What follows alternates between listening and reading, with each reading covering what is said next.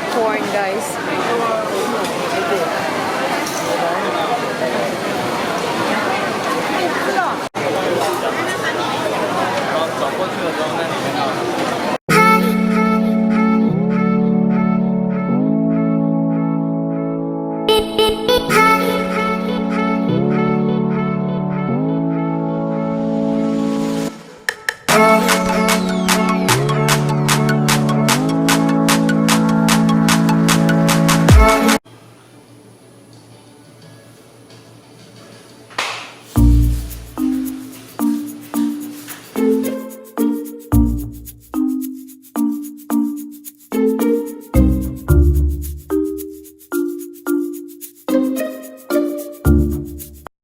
So, andito na kami sa train station, guys. And now is bibili lang kami ng ticket papunta ng Taipei 101. So, yung babayaran is Taipei 101 is 25. So, dyan kami pupunta, guys. Dyan kami pupunta. So, Taipei 101. So, ayan guys, nandito na kami sa Taipei 101. So, ayan, ipapakita ko sa inyo yung building na Taipei 101, guys. So, nandito na kami guys sa Taipei 101. So, yan po yung building na Taipei 101. Siya around the areas, madami din sila mga building dito.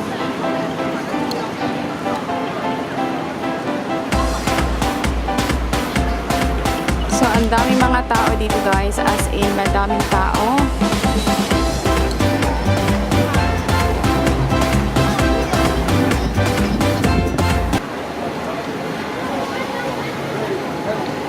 Talagang tao dito, meron silang mga tourists dito at saka meron silang mga bus na pinipick up yung mga tourists at meron din tour guide dito at saka this is pagkakapunta kayo ng Taiwan guys, you should come here to Taipei 101 kasi ang sabi nila pag wala kayo picture ng Taipei 101 building is hindi kayo nakapunta dito ng Taiwan. So make sure talaga guys na pumunta kayo sa Taipei 101 and have a photo of it, and then yeah, that's it. And then anyway guys, I will update you later sa ating mga ganap-ganap to guys. So please keep watching.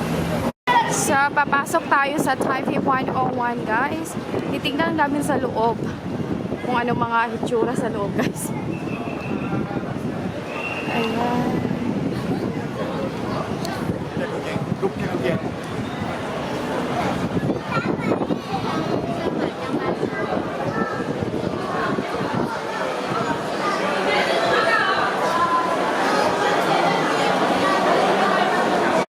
Sa loob ng Taipei 101 guys. So mostly guys mga shop lang siya na talagang napakamahal yung bonggang-bongga, mga branded po na shop dito guys sa Taipei 101. At yes, so madami siyang makakalos dito guys, is branded talaga ng mga shops.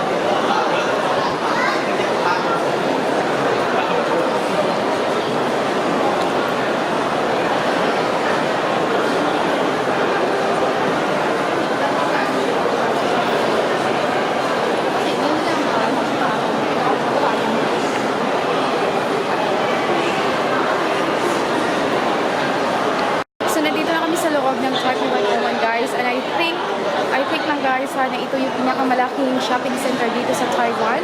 At saka ang dami dito guys, halos yung mga shop is mga branded, talagang pack na pack at mahal po siya.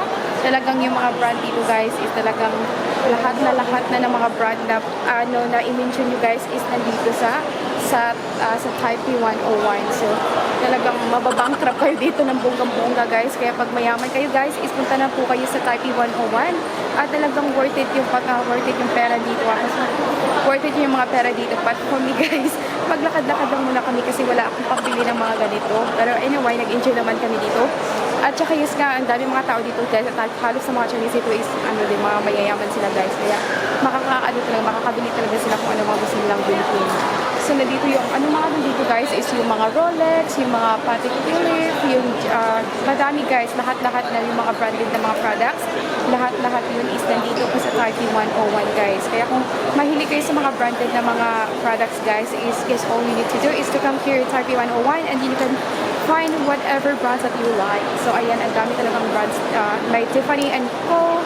Ang dami guys, ng Diggers, lahat na guys. So hindi ko na i-elaborate lahat ng mga brand, mga shop na nakita ko dito. Basta lahat nandito guys na mga shops is mga branded po siya. Talagang lakas makasosyal yung building na to guys. Kaya ayun guys, so yan lang po yung ating mga ganap dito sa Taipei 101 sa loob na kanilang mall.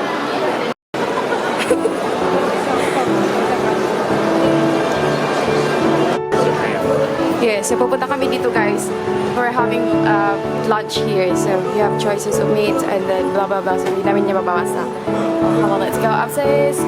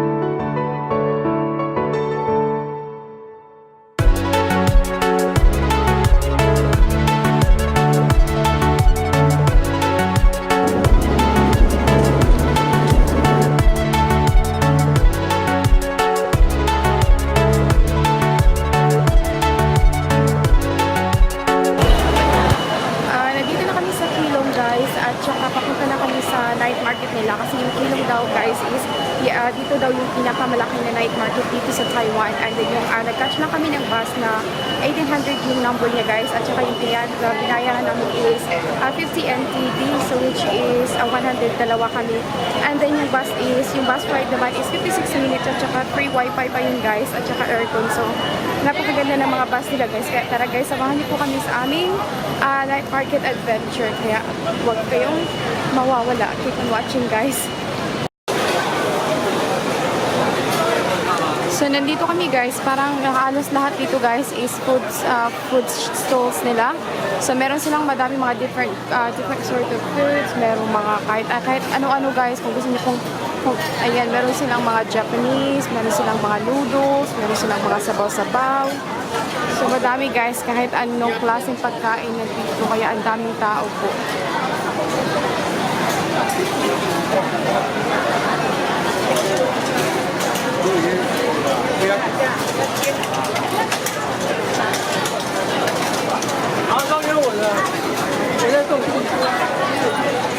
At saka ang daming tao.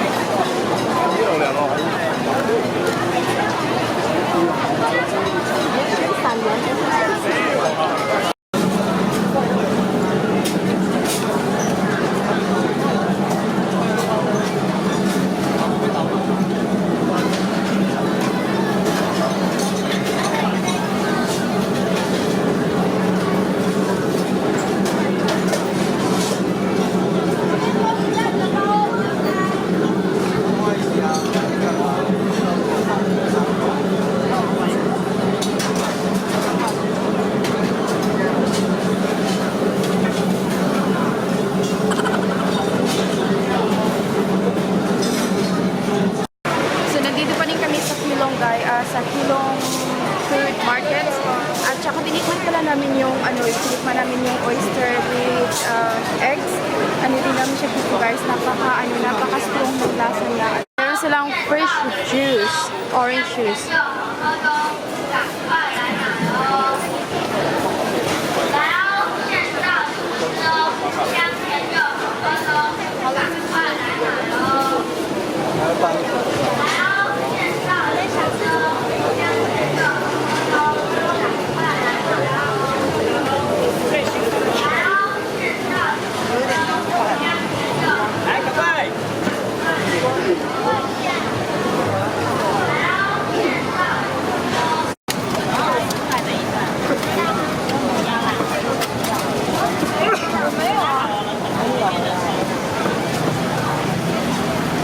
Guys, tapos na kami sa market and then pauwi na kami ng yung stop pala namin guys is Zhongxiao Dongma. So yun kami. So balik yung Keelung guys is province na nila. So we traveled here for 56 minutes para lang makapunta sa market. And then ayun, tapos na kami nag-ikot-ikot. Pinawisan na yung aming mga kilikili powers dito. Ayan, babalik na kami ng city guys. So mag-stop kami sa Zhongxiao Dongma. And then sasakay kami doon from Zhongxiao Dongma ng train papunta sa main station. And then from there, then pabalik na kami ng hotel. So ayan guys, so 56 minutes ulit yung ating travel from here. So sobrang layo niya guys. At saka yung binayaran namin is 49 NTD. So nagbayad na lang kami ng 100 per two. So ayan at saka yung driver guys, hindi siya nakaka-understand ng pinabasa namin yung word pero hindi niya alam guys. So lucky na merong babae na marunong siyang mag-English. So siya yung nag-translate para sa amin. So ayan guys, so update ko na lang kayo guys pagdating namin sa hotel kasi sobrang pagod na talaga at saka pawis na. As in, nagkit na talaga yung aking katawan guys. At yes, at saka yung tinikman namin kanina na oyster eggs or egg with oyster. Seriously guys, hindi siya masarap. Hindi siya talaga siya masarap. So yung binayad lang namin doon is 65 pero hindi talaga siya masarap. Hindi siya worth it sa 65. So ayun, nag-try lang kami. Isa lang naman yung aming tinikman. But anyway guys,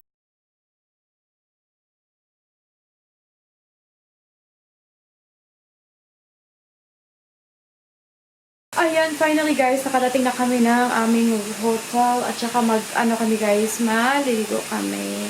Mag-spa kami guys kasi meron kasing spa dito sa kwarto namin kaya ipapakita ko sa inyo guys ha. Bumili kami ng chicken wings at saka chicken legs. They're very tiny. I think it's not a chicken legs. Ang liit naman ng chicken legs nila guys. Sobrang naman, nagtipid naman nila. So but anyway, so yun ang binili namin at saka meron din kaming burger sliders at saka burger sliders na 3 at saka mashed potato. Yeah, but anyway, so mashed potato yan guys. And of course our drink.